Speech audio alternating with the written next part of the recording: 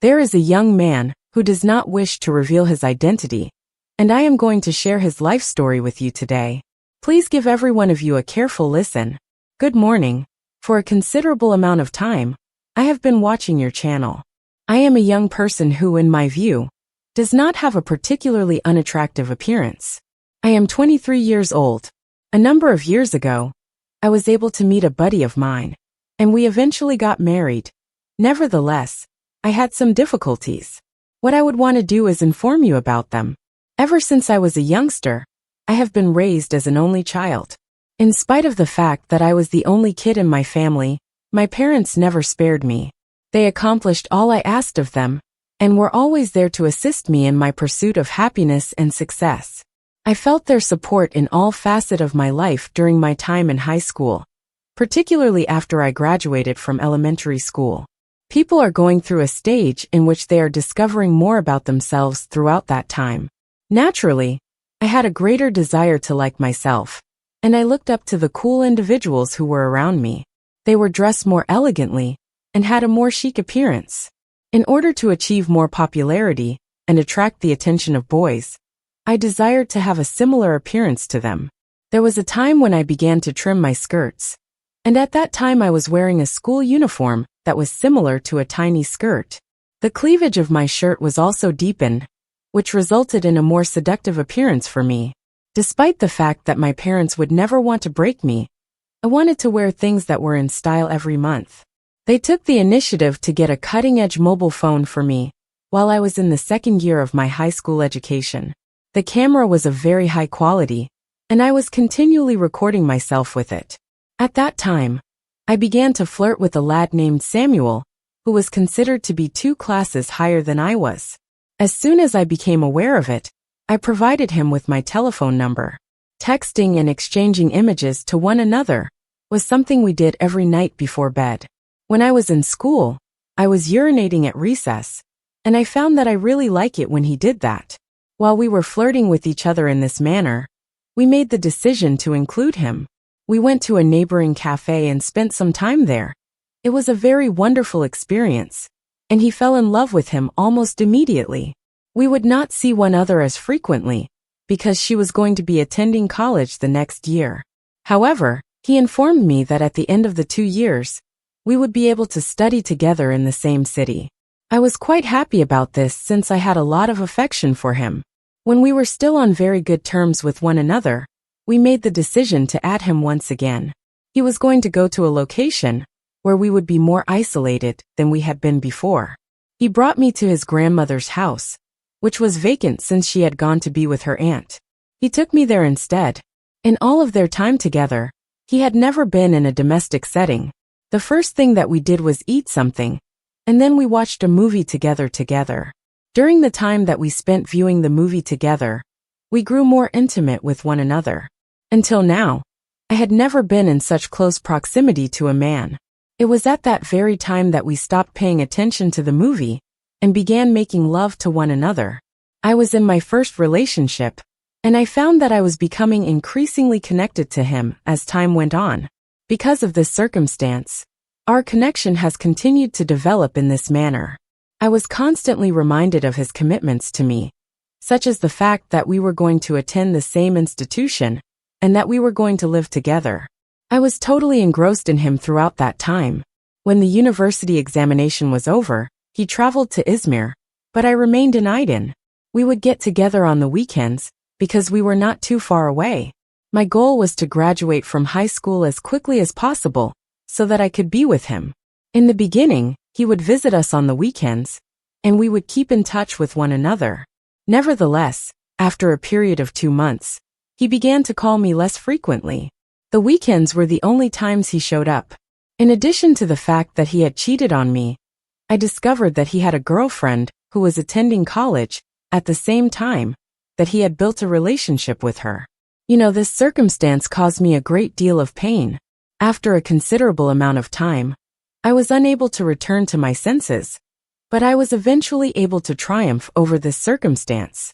One day, while I was in my final year of high school, I had the opportunity to meet a boy who attended a different high school. That day, we had a significant amount of wine, and then he invited me to his home. We had sexual relations, and he was a very gorgeous and wealthy man. Being in his presence satisfied all of my sexual desires.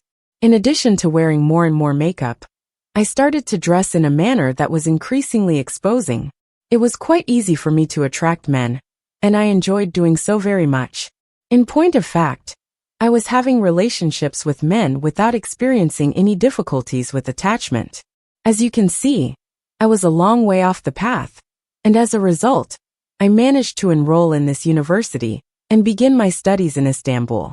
This was a location where I could be entirely unrestricted and act in a manner that was unconventional. I was introduced to a large number of new persons and faces.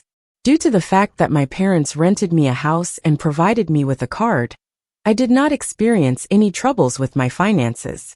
I also earned a degree, which wasn't a terrible thing.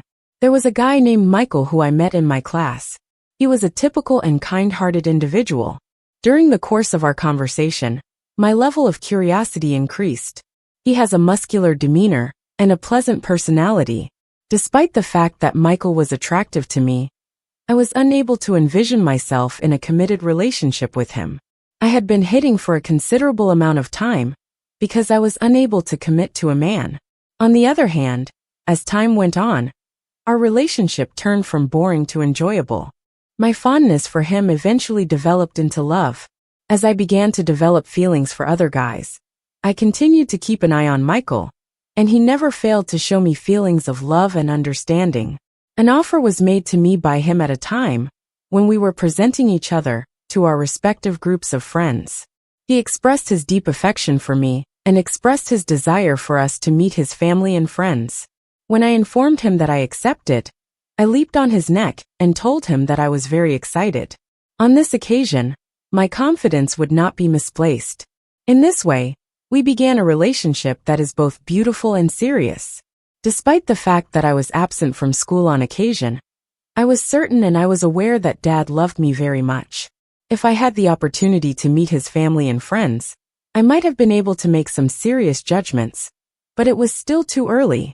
So gradually, we came to the conclusion that we should first get to know one another, as well as our families and our network of acquaintances. Michael made arrangements for a gathering of his group of pals to take place at the university for this purpose. I was typically extremely eager to get to know his close friends before I did, and as a result, following this encounter, I was going to plan an event with my friends from university and present Michael to everyone as my boyfriend. When that week was done, Michael made arrangements for a meeting to take place at a pleasant location on Saturday. In general, I don't get too thrilled about stuff like that, but I must admit that I was really excited to meet him. I put on my most elegant attire and applied a makeup look that was uncomplicated and understated. In addition to wanting people to like me, I also want for them to adore me. The realization that I was going to have a full-fledged relationship at this point was really satisfying to me. Whenever Michael was around, he would talk about me to his pals. It made me feel delighted to learn that they were also inquisitive about me since I knew that they were. Together, we made our way to the cafe, where his friends Mary and Harry had already entered the establishment. When we finally got together, we immediately began talking. Michael was a familiar face to those who were studying in the same department as us, since they had known him previously. His other pals who were arriving were close friends whom he had met when he was attending university, and with whom he had maintained contact. While his other buddies were slowly making their way to the location where we were going to meet, we were having a conversation amongst ourselves. It was around this time that I abruptly turned my head and noticed Simon standing right next to me. We were spending time together in this manner. I had no words to express my feelings. He was the kid I had fallen in love with while I was in high school, and he had left me, which caused me to feel miserable. He had significantly improved his appearance. When I saw him and Michael embracing one another and hugging each other, I felt as if I had been shot in the head since, as far as I was aware, Simon did not attend our institution. I was thinking, hello, what is he doing here? And then I saw them holding each other. It appeared as though they were meeting for the very first time when they shook hands. It was then that he introduced himself and shook my hand. I had a very strong familiarity with this face and this skin, and I recalled the time when we were together and making love. I felt such a deep sense of humiliation. I liked Michael so much, but he had no idea what he was doing. I began to visit Michael and his buddies more frequently after that day had passed, and I had moved on from myself. I was constantly being invited to gatherings, and Simon was almost always present at those events. We went to a concert in the evening at one of these events, and we had a good time overall. An alcoholic beverage was being consumed, and we were dancing and having a wonderful time. I would sometimes glance over to see what Simon was doing, and when I did, I would see that he was directing his attention toward me. At all times he was inspecting me from head to toe. The fact that they were such good friends prevented me from telling Michael about it, despite the fact that it made him feel quite uneasy. At a certain point, Michael informed me that he was going to use the toilet, and he then left me in the care of Simon. Not only were we standing next to each other, but we were also swaying and moving about. We were not communicating with one another. Due to the affects of the drink, Simon began to approach me in a more comfortable manner. I was able to detect his aroma, and he was really appealing all over. However, I had feelings for Michael, and I desired to be with him. All of a sudden, Simon wrapped his arms around my waist and scented my hair as we were in the crowd. Although I urged him to stop, and that it would be impolite to Michael, he gripped my hips and attempted to force himself against me. I felt quite uncomfortable since he was admiring me. I also warned him that it would be unpleasant to Michael. Due to the fact that Michael and I did not have an active life, I began to feel a burning sensation within. On the other hand, we did it with Simon, and the more he drew me to him, the more he was able to penetrate my mind. I was able to see Michael approaching at that moment, and I pushed him away. When Michael came, I experienced an even greater sense of calm. We started kissing and dancing around each other. In regard to Simon, I was at a loss for what to do. Simon would approach me and compliment me every time he saw me alone on future dates. He would do this whenever he saw me alone. When we were all together, we went to Michael's place for a stay at one point. I was surrounded in the kitchen, and he attempted to grope me on the spot. Despite the fact that our relationship was progressing well, due to the fact that I had lied to Michael, and had not informed him from the beginning that I knew him, Simon continued to annoy me by staring at me and using his hands to touch me. There was a part of me that yearned for him so much, but I was unable to fulfill that need, and I was at a loss for what to do. That month, Michael told me that he wanted to get to know my family as well as his own, and he introduced me to his family. The friendship between us had developed even further, and we had even had the opportunity to meet the families. Despite the fact that everything was exactly as I had envisioned, Simon's closeness disturbed me. Over the course of those intervening years, Simon never stopped wanting me in some manner, and never stopped looking for opportunities. However, I never once deceived Michael. I made the decision to wed Michael when I was 23 years old. Now that we were no longer in school, we were in a position to be married. I was under the impression that he would never see Simon again once we got married. Nonetheless, Simon went above my expectations and began coming over more frequently.